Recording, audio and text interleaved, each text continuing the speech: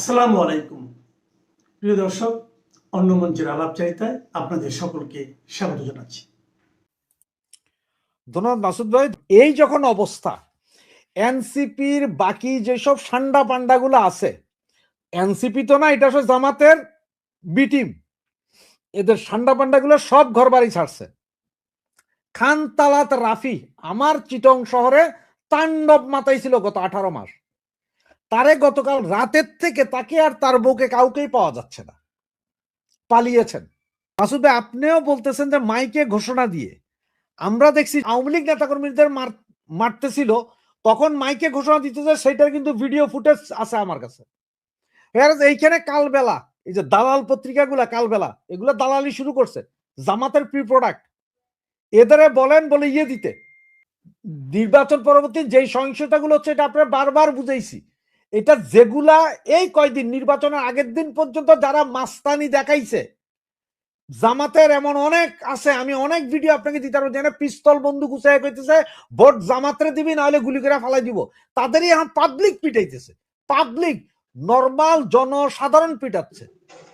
আপনি বিএনপির নামটা কেন উচ্চারণ করছেন ভাই বারবার? 5ই আগস্টের পরে যদি সব ছাত্র জনতার প্রেসার গ্রুপ হইতে পারে, এখন কেন ছাত্র জনতার প্রেসার গ্রুপ হবে না?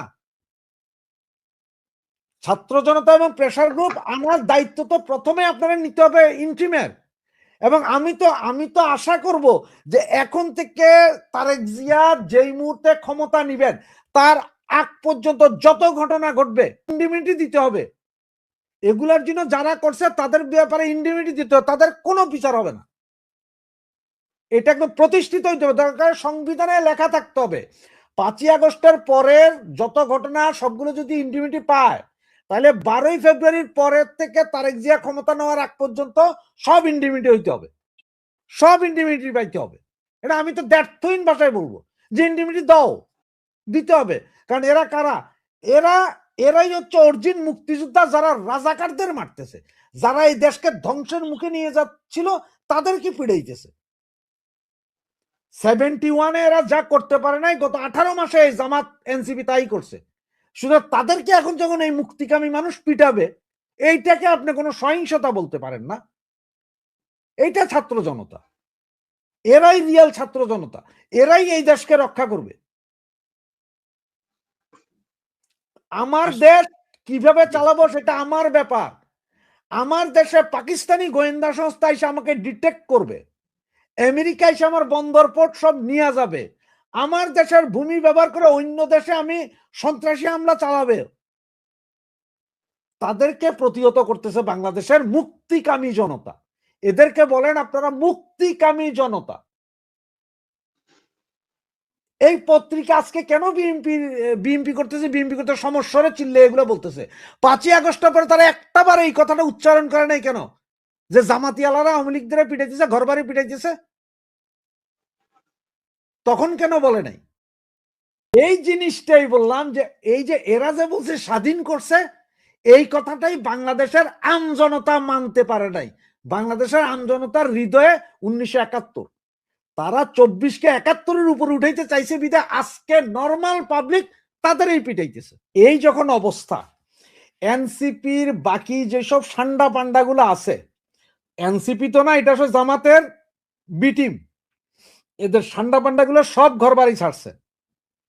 খান তালাত রাফি আমার চিটং শহরে তাণ্ডব মাতাইছিল গত 18 মাস। তারে গতকাল রাতের থেকে তাকে আর তার বউকে কাউকেই পাওয়া যাচ্ছে না, পালিয়েছেন, উনিও পালিয়েছেন। তো এই যে পালাইয়া পালাইয়া এরা এখন পালাইয়া গেছে। এই যে ধরেন এরা তাণ্ডবটা এখন জামাত ইসলাম কি তাণ্ডবটা করবে আপনার বলি। আজকে সম্ভবত বাংলাদেশের কোন একটা অঞ্চলে জানি বোমা হামলায় 2 জন নিহত হয়েছে, বোমা বিস্ফোরণ। এইটা হচ্ছে যে জামাতের এই বি টিম, এ টিম, সি টিমের কাজ। মৌলবাদীদের যে ব্যাপার, 560টা জায়গায় একসাথে বোমা হামলা হয়েছিল মনে আছে?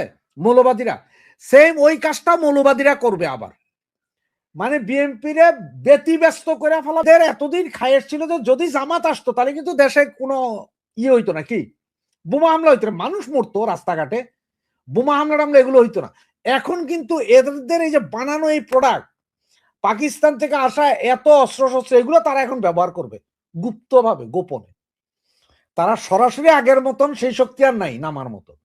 কারণ গত 18 মাসে মানুষ বিরক্ত হইয়া এখন মানুষ প্রতিরোধ করা শুরু করছে। আজকে ঢাকা ইউনিভার্সিটিতে গোলাম আজমের পোস্টার লাগায় জুতা নিক্ষেপ, দেখেন আল্লাহর মাইর, এটারে কয় আল্লাহর মাইর। আর একটা জিনিস, প্রকৃতি কখনো ভ্যাকুয়াম রাখে না, কিন্তু জায়গাটা পূর্ণ করবেই।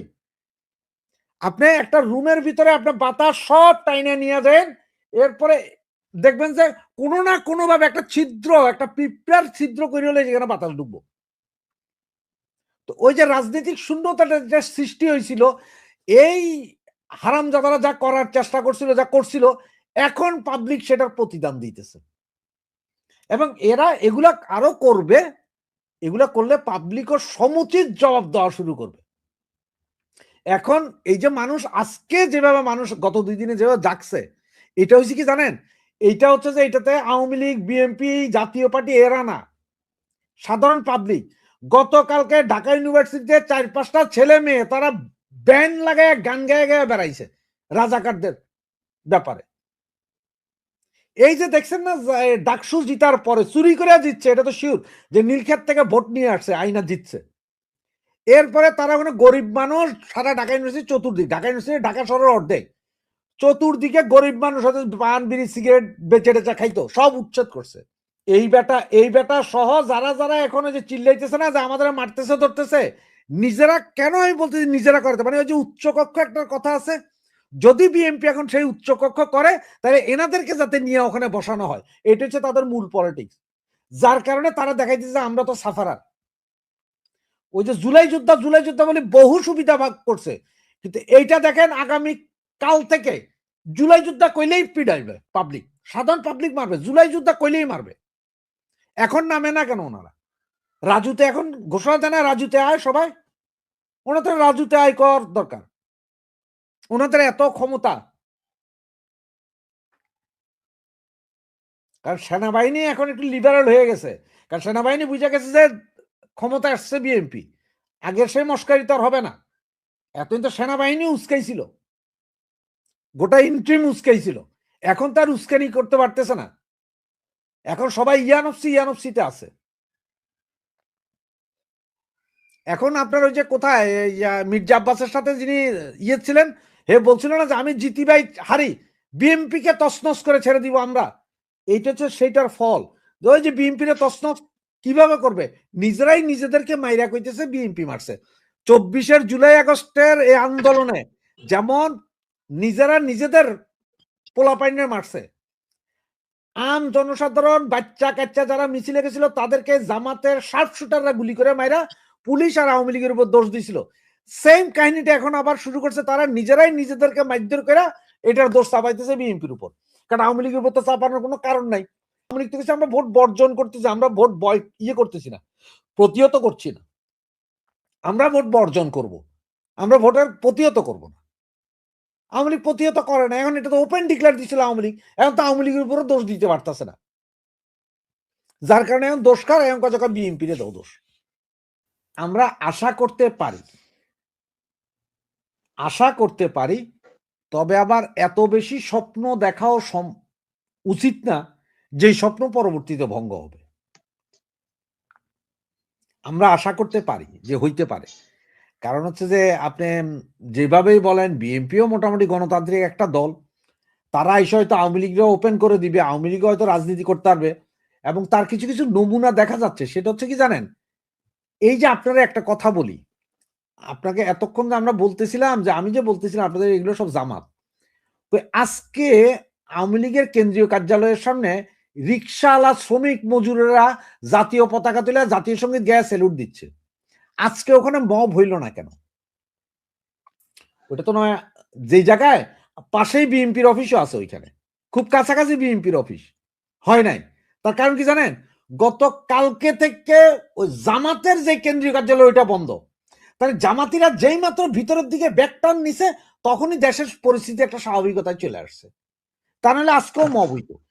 এই পর্যন্ত যতগুলো মব করছে, যা ভাঙচুর করছে, পুরোটাই জামাতের উপর দায়, পুরোটা জামাত করছে, পুরোটাই ইন্ট্রিম করাইছে।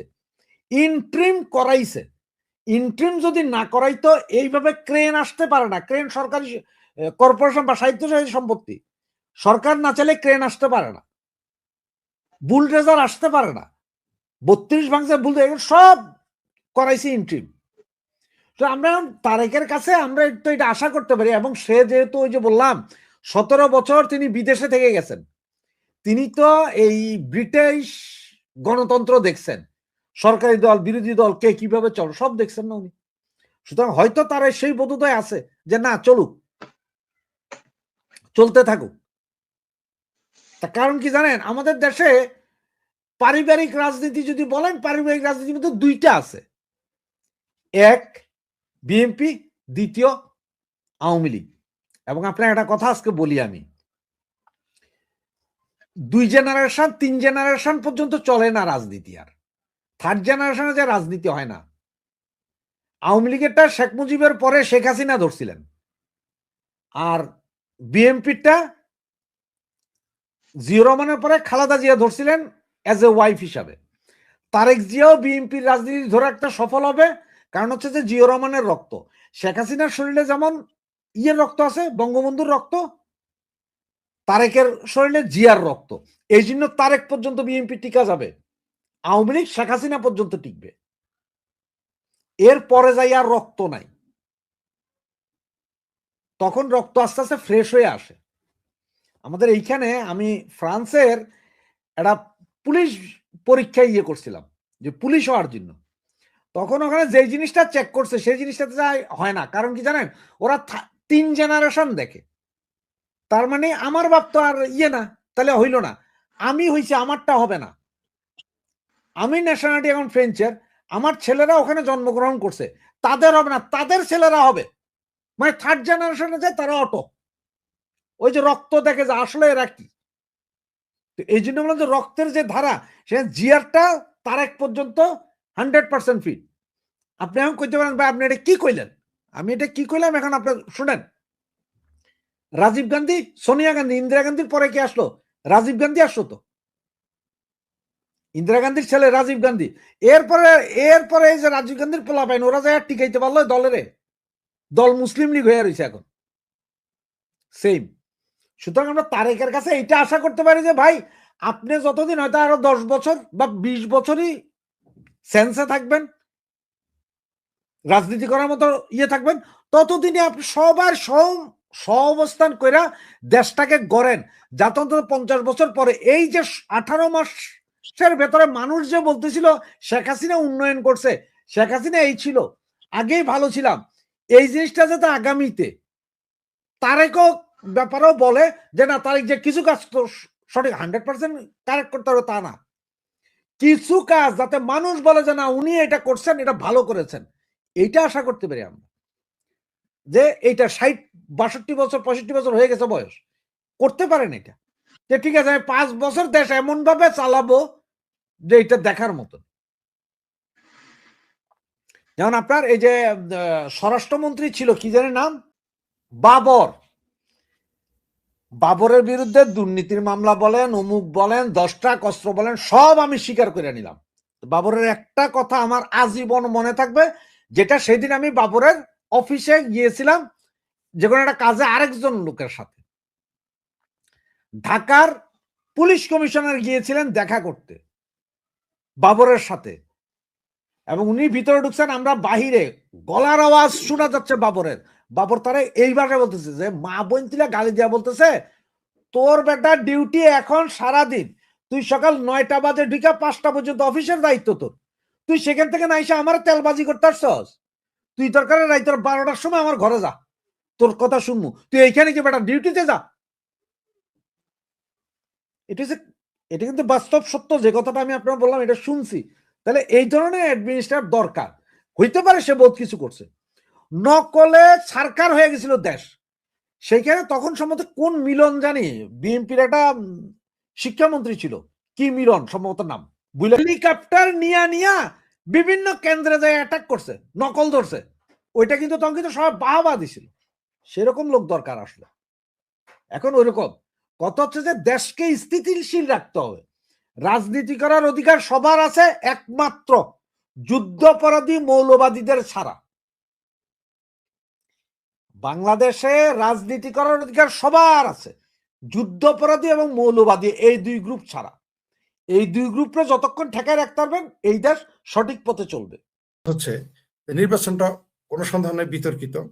এই নির্বাচনের নিয়ে অনেক বিতর্ক হচ্ছে এবং হবে, কারণ বাংলাদেশের একটি বৃহত্তর অংশকে নির্বাচনে আনুষ্ঠানিকভাবে ভোট দিতে দেওয়া হয়, মানে আবার বলতেছি আনুষ্ঠানিকভাবে অফিসিয়ালি তাদের নির্বাচনে অংশ নিতে দেওয়া হয় নাই, ভোট দিতে দেওয়া হয় নাই, তাই এটা বিতর্কিত। কিন্তু এই নির্বাচনটা দরকার ছিল।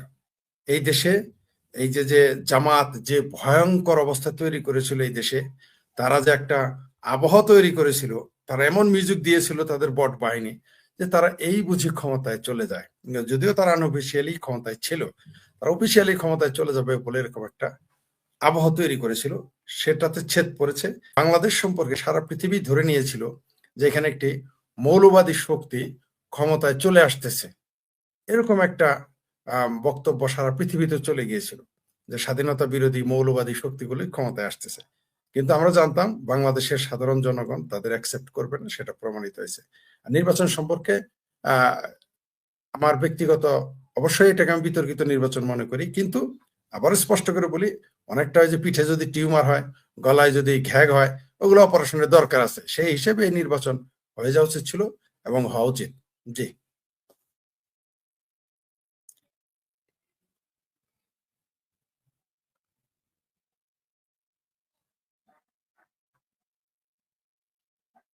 আর আমাদের এই দেশ এখন এমন একটা সন্ধিক্ষণে এসে দাঁড়িয়েছে, যদি বিএনপি এবং আওয়ামী লীগ বা অন্যান্য যারা গণতান্ত্রিক রাজনীতিতে বিশ্বাসী, যারা বাংলাদেশের গণতন্ত্রকে প্রতিষ্ঠিত করতে চায়,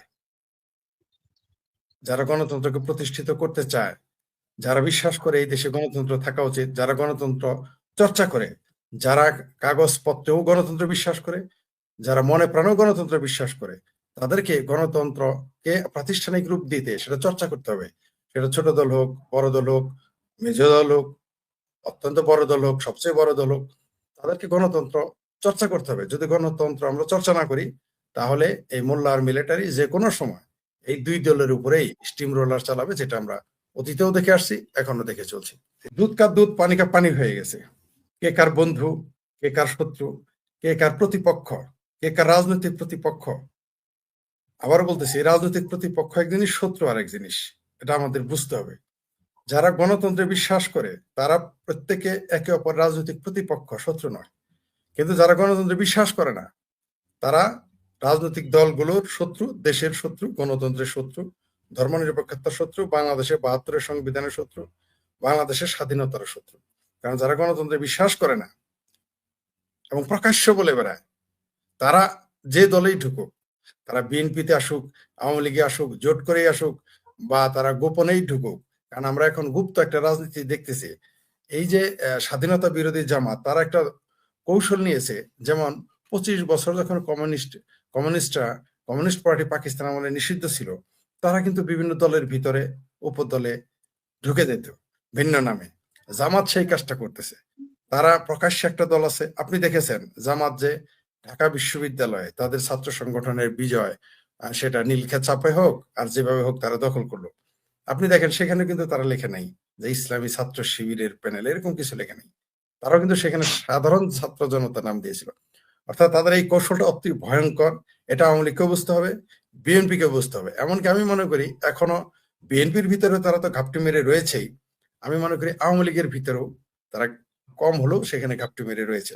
আপনি দেখেন কিছু কিছু আসনে, অনেক আসনে তারা ভোট জালিয়াতি করেছে, বা সেনাবাহিনী বা ইউনূস তাদের জালিয়াতি করার সহযোগিতা করেছে।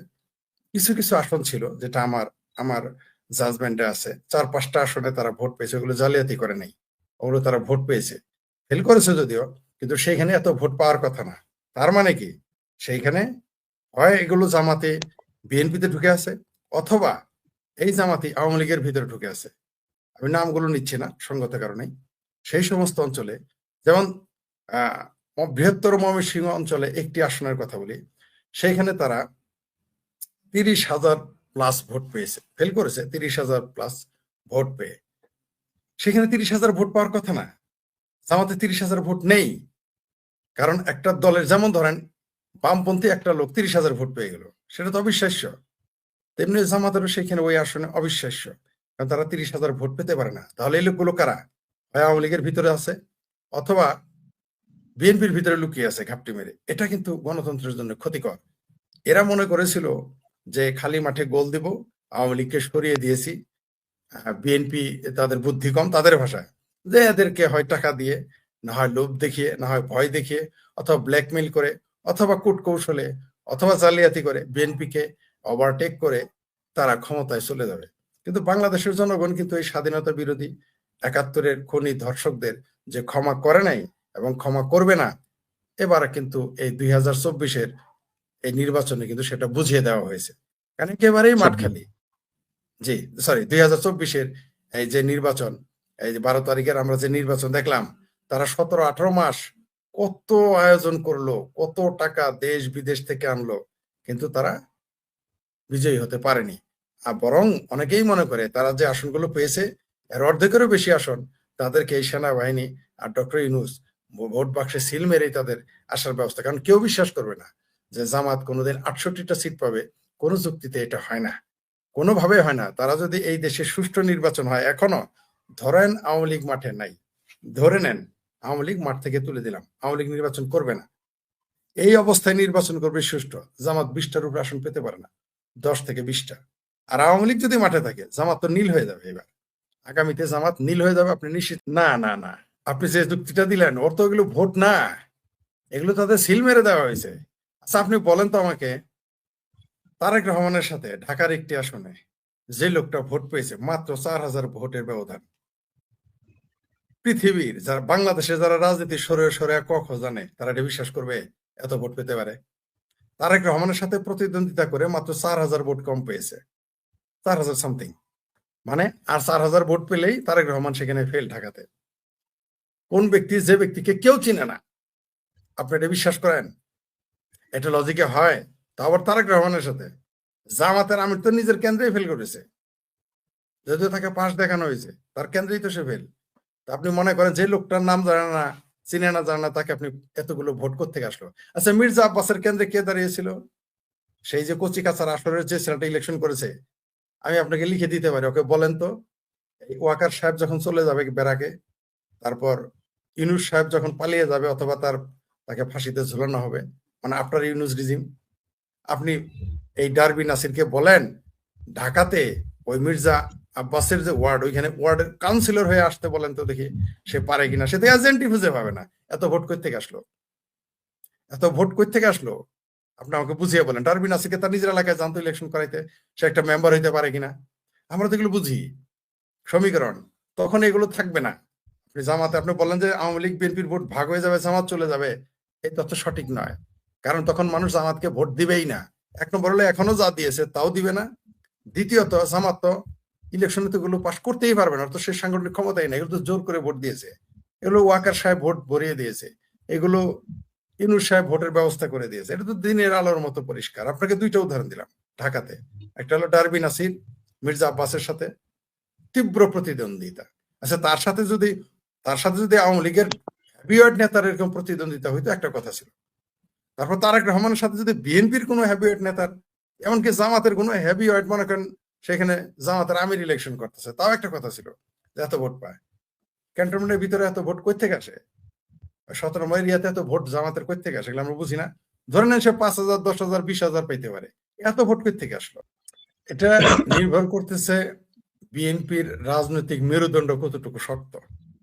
বিএনপির যদি রাজনৈতিক মেরুদণ্ড শক্ত থাকে, অনেকগুলোকে বিচার আওতায় আনতে হবে তাকে। যেমন আলী রিয়াজ সংবিধান কাটাছেঁড়া করার জন্য তাকে, আপনাকে বিচারের মুখোমুখি করতে হবে। কারণ আলী রিয়াজ কে? যে লোকটা ভোট দিতে আমরা দেখলাম, আমরা ইউনুসকেও দেখলাম ভোট দিতে, যদিও তার পাসপোর্ট 4টা দেশের, আমরা এরকম বিদেশি নাগরিকদেরও ভোট দিতে দেখলাম। আলী রিয়াজ ভোট দিল না কেন? দেখেছেন কি তার ছবি? কেউ দেখেনি। তাহলে যে লোকটা ভোট নিজেই দিল না, যে এই বাপ্পারাজের হেনা ভোটের জনক, যাকে এখন সংবিধান হাবা বলা হয়, এই সংবিধান হাবা, তাকে কেউ সংবিধান বাবা বলে, আর ভাই সংবিধান বাবা তো তাকে ইজ্জত দেওয়া হয়, এটা সংবিধান হাবা। ডক্টর মঞ্জুরে খোদা টরিক বলেছেন যে তিনি তার ছাত্রর সাথে এই সংবিধান হাবাকে বসতে বলেছেন, যে সংবিধান কিরকম বুঝে আমার ছাত্রর সাথে বসুক, আমি একটু দেখতে চাই। তো ওই থালি রিয়াজ নাকি আলী রিয়াজ, তাকে সেই দেশের নাগরিক কিনা, তাকে নিয়ে আসছেন আপনি সংবিধান কাটছেট করতে? এটা তো হবে না। এগুলো বিএনপিকে মনে রাখতে হবে। সুতরাং অনেক মানুষকে যারা এখানে হত্যা করেছে, আপনি জানেন যে শ্রীলঙ্কায় একজন তাদের সেই আন্দোলনের সময় একজনকে মেরে ফেলেছিল, তার ফাঁসি হয়েছে, তার মৃত্যুদণ্ড হয়েছে। আইনের শাসন আপনাকে প্রতিষ্ঠিত করতে হবে। তারেক রহমান যদি ইনডেমনিটি বলবৎ রাখে, তাহলে সমস্ত দায়ভার তারেক রহমানের কাঁধে চাপবে। ইতিহাস কাউকে ক্ষমা করে না। ইতিহাস তার নিজস্ব গতিতে চলে। ইতিহাস আবার ফিরে আসে, ইতিহাস বারবার ফিরে আসে। আপনি দেখেন 2007-08-এ বিএনপিকে এই সেনাবাহিনী কি সাজা টানা দিয়েছে। খোদ তারেক রহমানকে মেরে পিটিয়ে মাজা ভেঙে, তাদের ভাষা, তাদেরকে দাসখত দিয়ে তাকে দেশ ছাড়া করেছিল। আর আপনি দেখেছেন তৎকালীন সময় বিএনপির নেতা কর্মীদের উপরে কিরকম স্টিম রোলার চালিয়েছিল সেনাবাহিনী। এখন ঠিক কত 17 বছর পরে বা 18 বছর পরে ইতিহাসের পুনরাবৃত্তি ঘটলো। এখন সেই আর্মি কার উপর স্টিম রোলার চালাচ্ছে? এই আওয়ামী লীগের উপরে, যাদেরকে 8 সালে ক্ষমতা আসার সহযোগিতা করেছে। তো সেনাবাহিনী এগুলো ইনডেমনিটি আপনি দিবেন মানে কি? ইনডেমনিটি থাকবে না। কয়েক দশক পরে বঙ্গবন্ধুর খুনিদের বিচার হয় নাই? হবে। এদের বয়স কত? আজকে যারা থানা লুট করেছে, পুড়েছে, পুলিশ পিটিয়ে মেরে জ্বালিয়ে দিয়েছে, বিভিন্ন জায়গায় আগুন, তার বয়স কত? 25-30? এরা তো বেঁচে থাকবে। এই ইনডেমনিটি কয়দিন আপনি টিকিয়ে রাখবেন? তারেক রহমান যদি ইনডেমনিটিকে স্বীকৃতি দেয়, সমস্ত দায় তাকে বহন করতে হবে। যেমন 32 নম্বর বাড়ি ভাঙার ব্যাপারে তারা কোনো নিন্দা জানায় নাই। তার মানে কি? 32 নম্বর বাড়ি ভাঙার দায় তাদেরও আছে, এই দায় তাকে নিতে হবে। এখন সে বলবে যে তার মায়ের বাড়িও তো ভাঙিয়া সেখানে ক্যান্টনমেন্টে বাড়িঘর করেছে। তার মায়ের যে বাড়ি ভাঙছে সেটা কোর্টের মাধ্যমে। আপনি কোর্টের মাধ্যমে 32 ভাঙতেন, তাহলে না বুঝতাম যে শেখ হাসিনাকে বা আওয়ামী লীগ সরকারকে আপনি যা ইচ্ছা তাই বলতে পারবেন। কিন্তু সে একটা মিনিমাম একটা বিচারের কাঠগড়া এনে বিচারিক প্রক্রিয়ার মাধ্যমে সেটা করেছে। কিন্তু 32 নম্বর যারা ভেঙেছে, ওই আমেরিকা থেকে, ফ্রান্স থেকে বুলডোজার পাঠায়, আমরা দেখেছি, কোনো নিন্দাও কেউ জানে নাই। তো এগুলো আপনি ইনডেমনিটি দিলে এর দায়ভার আপনাকে নিতে হবে। আগামীতে যদি আপনি ধরেন 32 নম্বর যারা ভেঙেছে তাদের যদি আপনি বিচার আওতায় না আনেন, তাহলে গ্রামীণ টাওয়ার ভাঙার লোকদের একদিন গ্রামীণ টাওয়ার যখন ভাঙবে, সেটা কিভাবে রুখবেন আপনি? বা বিএনপির অফিস যে আবার যে ভাঙবে না পল্টনে গুলশানে, সেটা আপনি রুখবেন কিভাবে? আপনি রুখতে পারবেন না যদি আপনি এগুলো আইনের প্রক্রিয়া না আসেন। তাহলে রিটার্ন করবেই। আপনি রাজনীতিবিদেরা যদি, সবচেয়ে বড় যে কথা, যদি এই রাজনীতিবিদেরা তারা সহনশীল রাজনীতির মধ্যে না আসে, গণতান্ত্রিক প্রক্রিয়ায় না আসে, তাহলে মৌলবাদী শক্তি, জামাতের মতো খুনি, বদমাইশ, ধর্মান্ধ, এরা ক্ষমতায় চলে যাবে। মানে বিদেশি শক্তির সহায়তায় এরা ক্ষমতা দখল করে। এদের তো কেউ ভোট দিবে না, আপনি নিশ্চিত থাকেন। যত কিছু ঘটুক, এদের কোনোদিন ভোট দিয়ে বাংলাদেশের জনগণ একক সংখ্যাগরিষ্ঠ হিসেবে ক্ষমতায় আনবে না। কিন্তু এরা জোর করে বা বাইপাস করে বা তারা পেছন দরজা দিয়ে সন্ত্রাসের মাধ্যমে বিদেশি শক্তি সহায়তা এরা ক্ষমতায় চলে যাবে। এটা ঘটতে পারে যদি আওয়ামী লীগ বিএনপির মতো বড় দুইটি দল এইভাবে কলহে লিপ্ত থাকে এবং গণতন্ত্রকে হত্যা করে, তাহলে তারা নিজেরাই ধ্বংস হয়ে যাবে, এই দেশটাও ধ্বংস হয়ে যাবে, কোনো সন্দেহ নাই। আর জামাত এই তালেই আছে, জামাত এই সুযোগের অপেক্ষায় আছে। আপনি দেখেন, আওয়ামী লীগ বিএনপি লুটের কথা বললে মানুষ সেটা বারবার বলে, জামাতে এরকম মানুষকে এত মিথ্যা বললো, এই যে বেহেশত, দোজক, তারপর টাকা পয়সা দিয়ে। দেখেন এদের ধর্মান্ধ লোকগুলো এদের ব্যাপারে ব্লাইন্ড, এরা এই সুযোগটাই নেয়। ওই যে এরা দেখেন 71-এ এত অপকর্ম করেছে, তারপর প্রথমে ছিল আগে ইসলাম, পরে লাগাইছে পিছে ইসলাম। ঠিক আছে, বাংলাদেশ কখনো রাখের সাথে কখনো রাখে না, ইসলাম শব্দ লাগিয়ে এরা টিকে আছে। তো এই মৌলবাদী শক্তিকে যদি আপনি এখনই প্রতিরোধ না করেন, এখনই তো আপনি 68 এবং তার জোট মিলে বোধহয় 70-এর কাছাকাছি চলে গেছে বা 80-র কাছাকাছি চলে গেছে। এদের যদি আপনি না রোধ করতে পারেন, তাহলে বিএনপির কপালেও খারাপই আছে, আওয়ামী লীগের জন্য খারাপই আছে, দেশের কপালেও খারাপই আছে। আর এই স্বাধীন বাংলাদেশে 77টি আসন জোর করেও যে তারা নেয়, এটাই তো আমি অবাক হয়ে গেছি। এটা কি করে সম্ভব?